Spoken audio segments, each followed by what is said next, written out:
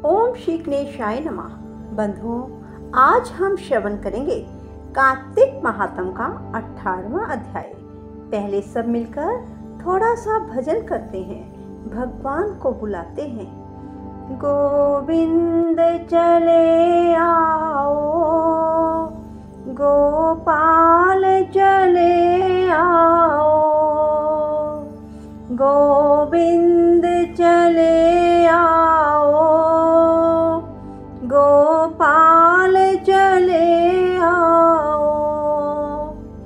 हे मुरलीधर माधव, गोविंद चले आओ। राधे राधे। जय श्री कृष्णा। बोलो विष्णु भगवान की जय, लक्ष्मी माता की जय। राजा पृथु नारद जी से पूछने लगे, हे नारद जी, सब गोपियों में राधा जी ही श्री कृष्ण जी को अधिक प्रिय क्यों है? कार्तिक मास में भगवान के साथ उनकी पूजा क्यों होती है? यह सब कथा विस्तार पूर्वक कहिए। तब नारद जी कहने लगे, पहले मनवंतर में पांचाल देश में प्राचीन विहि नाम का राजा था। उसने भगवान विष्णु का अति विशाल मंदिर बनवाया। वहाँ नित्य ही बड़े विधान से भगवान का पूजन हुआ करता था। उसी गांव की अति सुंदर एक स्त्री प्रेम में विवल हो भगवान के सामने बड़ा ही मोहक नृत्य किया करती थी।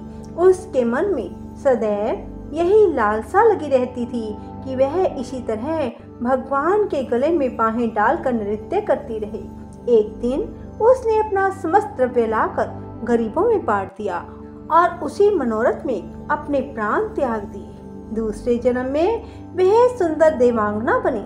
एक दिन चंद्रकीर्ति नाम वाली वह देवांगना दर्पण में अपना अद्भुत रूप लावण्य देखकर मन ही मन कहने लगी, सिवाय भगवान के मेरा कोई पति नहीं हो सकता। ऐसा विचार कर भगवान की मूर्ति में अपना मन लगाकर नृत्य करने लगी।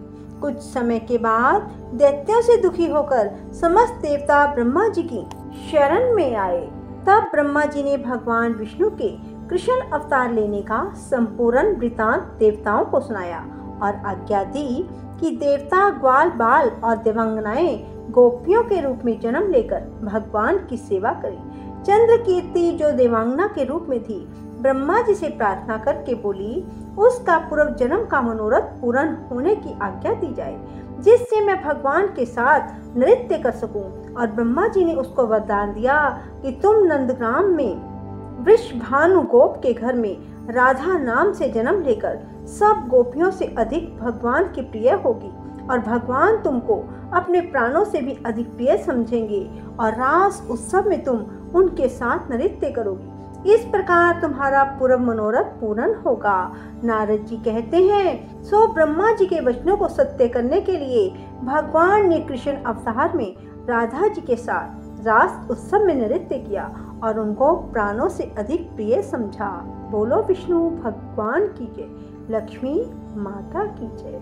कृष्ण गोविंद गोविंद गोपाला, राधे गोविंद गोविंद गोपाला।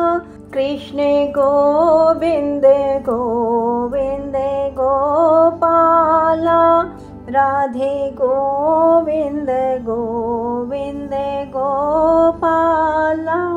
हमारो धन राधा श्री राधा श्री राधा, हमारो धन राधा श्री राधा श्री राधा, हमारो धन राधा राधा राधा राधा राधा, हमारो धन राधा राधा राधा राधा राधा, हमारो धन राधा श्री राधा श्री राधा, हमारो धन राधा श्री राधा श्री राधा।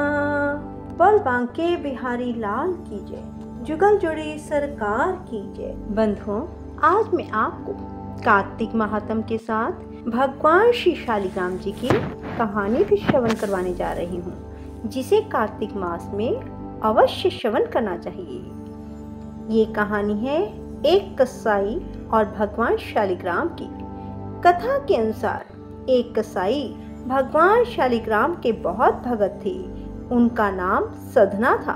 सदना बहुत ही ईमानदार व भोला था। वह हमेशा भगवान का नाम लेता रहता, उनका कीर्तन करता रहता। यहाँ तक कि वो जब मांस काटता या बेचता तब भी भगवान के नाम का गुणगान करता रहता। ऐसे ही एक दिन कसाई सदना भगवान का नाम लेते हुए अपनी मस्ती में कहीं जा रहा था। तभी अचानक से उसे अपने पैरों में पत्थर का स्पर्श अनुभव हुआ। जब उसने नीचे देखा तो वह एक काला पत्थर था। सदना कसाई ने वह पत्थर को यह सोचकर उठा लिया कि वह उसे अपने दुकान ले जाकर उससे मांस का वजन करेगा। अगले दिन से कसाई उस पत्थर से मांस तोलने लगा। जो भी आता वह उसी पत्थर से मांस तोल के देता।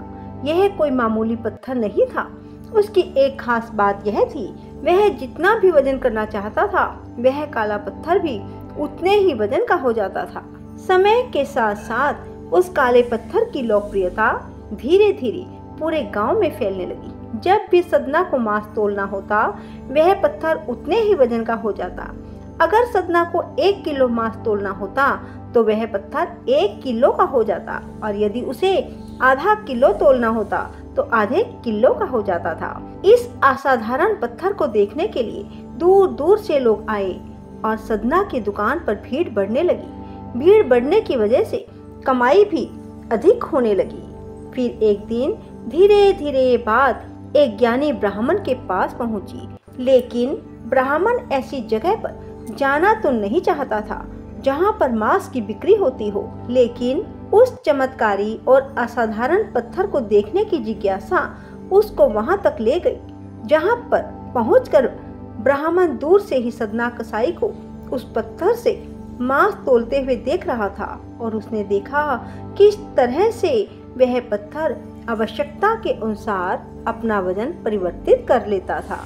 यह देखकर ब्राह्मण एकदम आश्चर्यचकित हुआ। यह देख ब्राह्मण सदना कसाई के पास गया तो सदना ब्राह्मण को देखकर बहुत आश्चर्यचकित हुआ और साथ ही सदना बहुत प्रसन्न भी हुआ।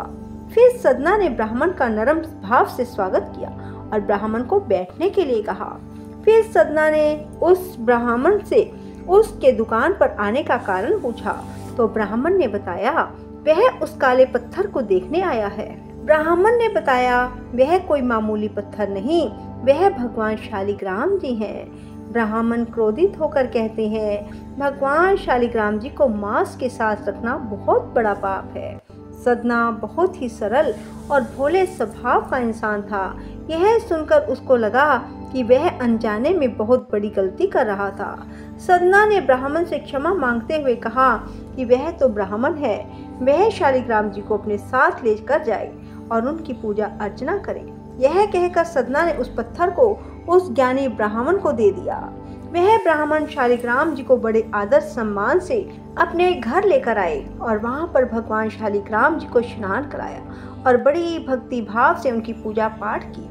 ऐसे ही कुछ दिन बीत गए। एक दिन रात ब्राह्मण के स्वप्न में भगवान शालिग्राम जी आए और उन्होंने ब्राह्मण से कहा वह उसके सेवा भाव से बहुत प्रसन्न हुए हैं, लेकिन तुम मुझे उस कसाई सदना के पास वापस छोड़ आओ। भगवान शालिग्राम कहते हैं, सदना हमेशा मेरे नाम का गुणगान करता रहता है, जो कि मुझे बहुत अच्छा लगता है। ऐसे भक्त के लिए मैं कहीं भी रहने को तैयार हूँ। आज सदना कसाई के भक्ति भाव से प्रसन्न होकर साक्षात भगवान शालिग्राम ने सदना के साथ रहने की इच्छा व्यक्त की।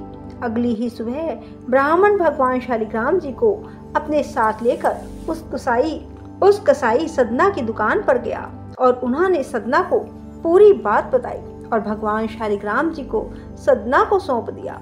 यह सुनकर सदना बहुत प्रसन्न होता है और मन ही मन वचन लेता है कि वह अब से मांस नहीं बेचेगा और वह अधिक से अधिक समय भगवान के नाम लेने और कीर्तन में गुजारेगा। बोलो शालिग्राम भगवान की जय हो।